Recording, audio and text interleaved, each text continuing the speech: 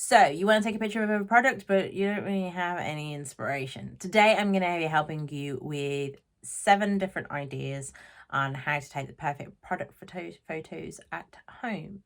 Welcome back again. Hi, if you're new here, I'm Robyn from Robyn O'Brien Photography, and I'm here to help you create photos you're proud to share.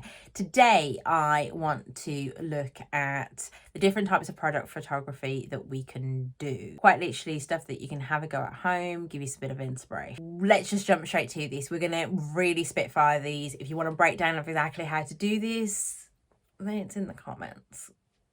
You need to check it down below, okay?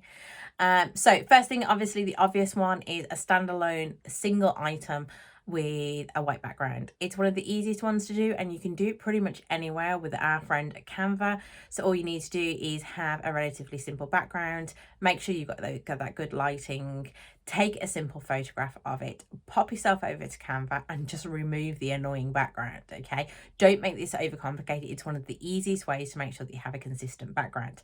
However, if you really want to up that pro level, then what you'll actually do is you'll get a white card, you'll sweep it, and you will quite literally take it that way. Getting an even light on this one is slightly more challenging and might take a little bit more practice. So if you're looking for the quick win, pop yourself over to Canva and you'll get yourself sorted. The next one is probably slightly more challenging, and that is your flat lay, okay? Whether you're using shampoo from your bathroom or you're using something more advanced like jewelry, a flat lay can really help build layers. But what I will say to you is it takes a little bit more work and a little bit more artistic nature. So if you aren't particularly creative in your approach, don't forget that you can use something like a scene creator to really be able to make things slightly more interesting without having to do the hard work yourself. But you will need an even lit photo of your product to do this, hence back to the first skill. Thirdly, obviously you can do an in-action shot, which is quite literally your product being used, which is always fun to do. Most of these are user generated, so asking anybody to simply use the product and take it in action shot. It's fun, it's simple, you don't have to stress too much. Just make sure that you give it a decent edit after. The power of a macro shot can make the difference between really highlighting those featured details. However, what I will say to you is that realistically, you're probably going to need a macro lens. And no, we're not talking about that evil thing that you put on your phone that means you have to be 1 inch away. I'm talking about an actual macro lens.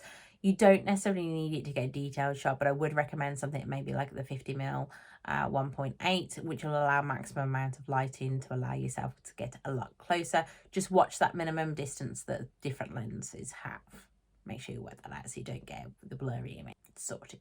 For those who want to push the boat out, you can obviously do a 360. There's 2 ways of doing this depending on how you view it. Lots of people seem to be liking stop motion at the moment, so quite literally put it onto a turntable, put your camera onto a tripod like this, and literally do segment by segment and then run it into an image. Obviously you can use video. Some people you prefer to use video, some people prefer to use stop motion. The choice is yours.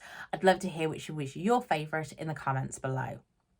For those who really want to go to the pro levels and make it an afternoon of fun, you can try suspended products.